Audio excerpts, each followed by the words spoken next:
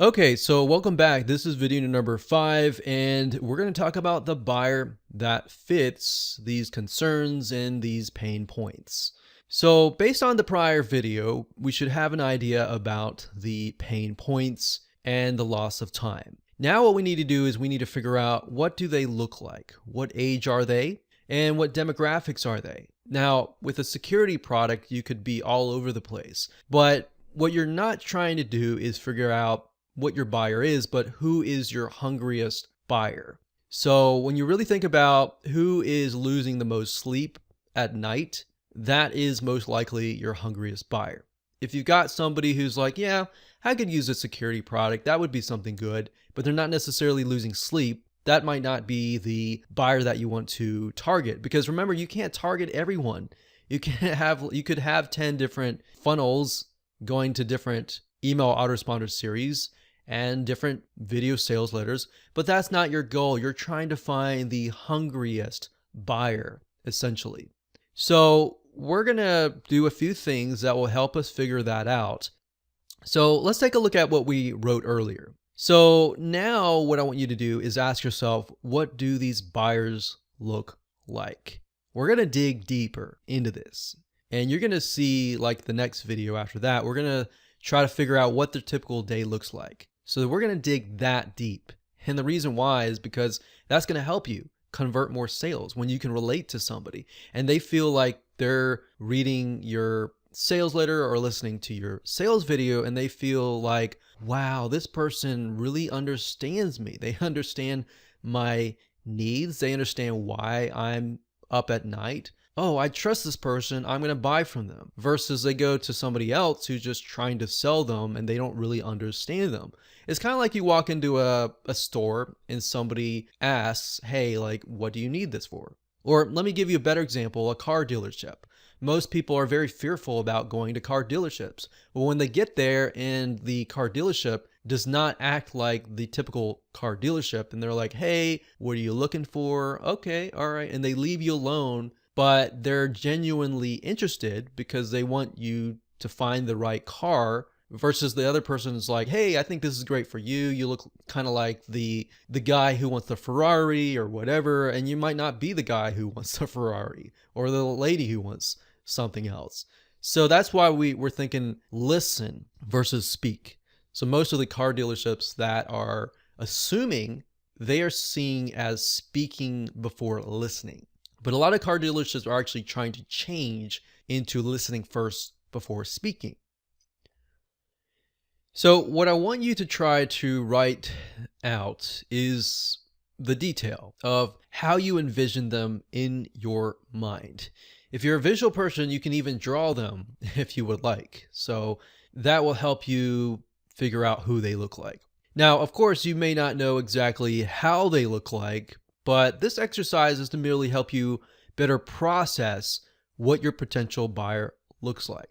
So you may not know exactly what race they are or what sex they are, if they're male or female or whatever, but kind of get an idea of their needs, essentially. So it's much better if you can even find somebody you know in your real life, because that will help paint a better picture.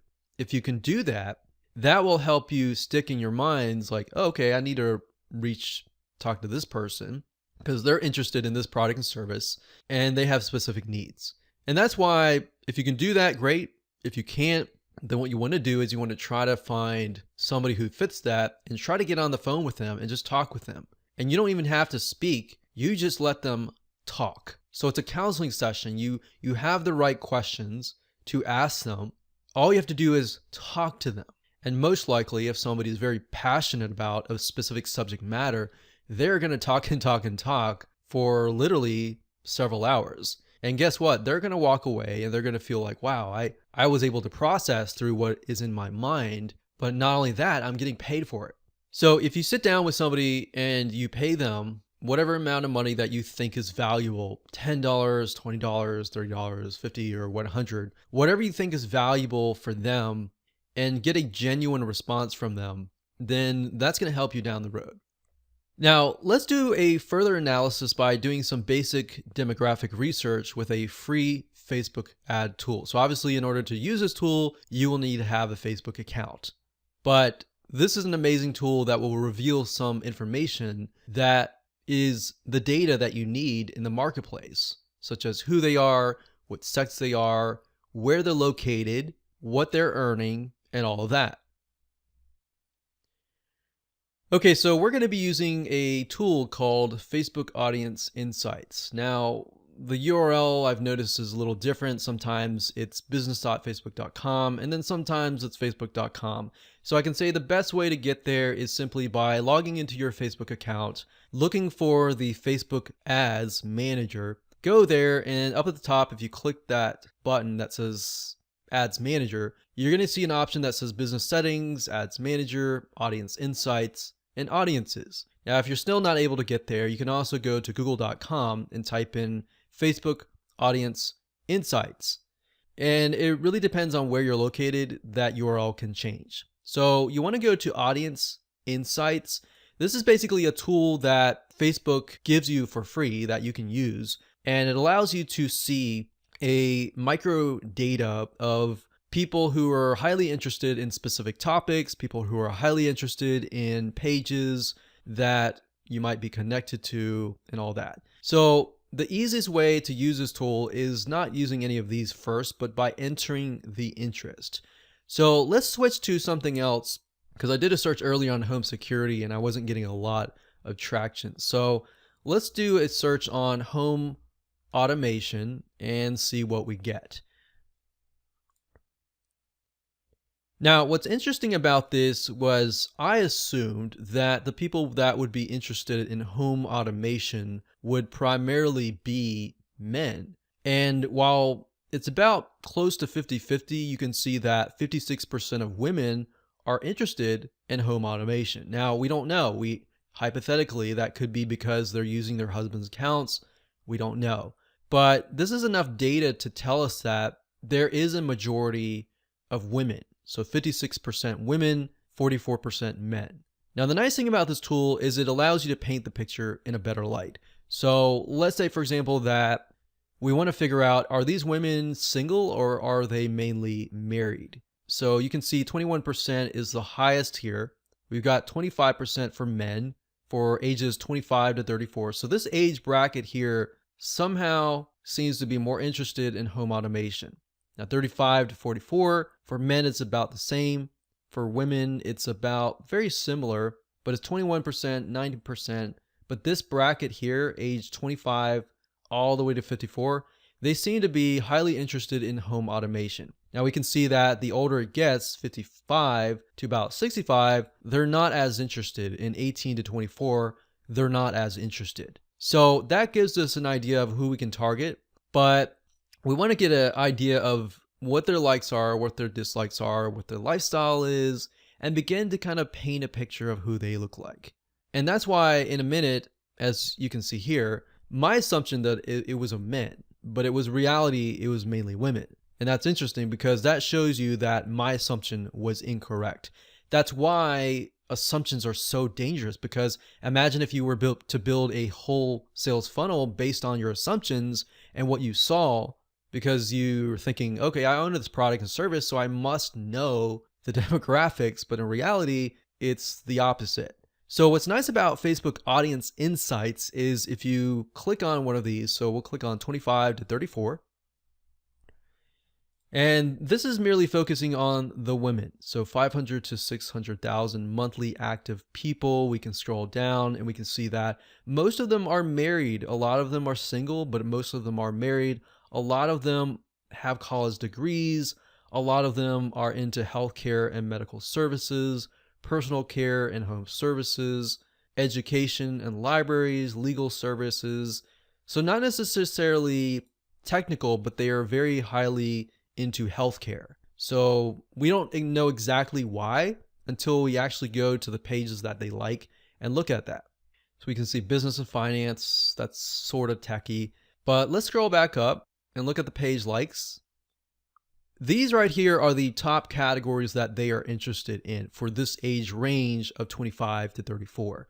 So we can see exactly what they're interested in: clothing stores, jewelry, cosmetics, baby goods, IKEA. So it looks like they're interested in a lot of baby goods. So what we saw earlier was that a lot of them were married at this age, or maybe beginning their life of being married and having a family. So we can see the page likes. You can even go to these pages and see how they interact with each other. We can go to location to get an idea of where they're located. So we can see North Carolina, South Carolina, Florida, Alabama, Arizona, Arkansas. So a lot of these are actually the southeast, which is interesting. I don't know why they're interested in home automation, but they are. So that gives us an idea of geographically, maybe we can dig further, look into cultures. They look like Southern, so we don't really know why they're interested in home automation, but they are. If we click on activity, we can see how engaging they are. A lot of them comment, a lot of them likes. They don't do a lot of sharing, but they do click ads. A lot of them are using desktops or iPhones or Android. So they're using a lot of smartphones and they're using desktop computers. So that gives us an idea of who we're dealing with. If we go back to demographics, the nice thing about this is you can paint a picture for this particular demographic, but if you wanted to move on to, let's say, men ages 35 to 44, we click that with our mouse, and Facebook is going to give the data for that particular segment. So if you scroll down, we can see a lot of them are married. A lot of them have college degrees. There's IT, technical services, mathematics, engineering, veterans. So that's interesting because a lot of these men are having jobs that are highly technical, and that makes sense. They are into home automation because they're highly technical. So looking at the women, however, on the other hand, a lot of them are healthcare. So digging further into that and trying to figure that out would be beneficial to you. So maybe even finding somebody who's that age, who's into healthcare, maybe a nurse or something like that, and sit down and talk with them, and they're interested in home automation.